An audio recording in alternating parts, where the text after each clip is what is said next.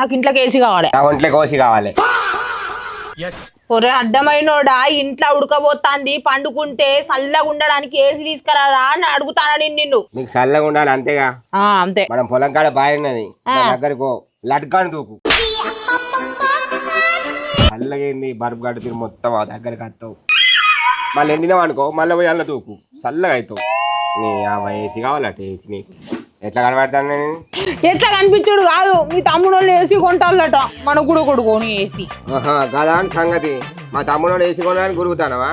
మరి నీ చెల్లెమ్మడు మొత్తం అసలు అమ్ముకున్నాడట, నేను కూడా అమ్ముకోమాట. మరి గాలి అమ్ముకుంటా, మనం అమ్ముకున్నాడేంది? ఇంట్లో గాలి పంకు ఒక్కటే ఉన్నది, ఇక కూలర్ కొందామని రీతి రివాయి లేదు, అట్లా అడుగు తెలియదు. కానీ నీ అవ్వ ఏసీ కావాలి, ఏసీ కావాలంటానవా? అరే మనం మంచిగా చల్ల పండుకోవచ్చు. అరే నీ అవ్వ పులిని చూసి నాకు అవ్వ పెట్టుకున్నాడు, బాగానే మాట్లాడతానేందే? నీకు ఎట్లా కనబడతానే నేను? ఏడు ఎట్లా కనిపించేది? మనిషి తీరే కనిపిస్తాను. నువ్వు ఎందుకు చేసుకున్నావు మరి? ఏసీ కూడా కొనలేదండి. అరే నీ అవ్వ తాగుదామంటే నాకు ఓసే దొరుకుతలే, ఏసీ కావాలా అన్న నీకు? నువ్వు నాడు ఇక్కడ తెలుపో. ఏంటి నడిచేది? మొత్తం పోతాంది ఇజ్జతి.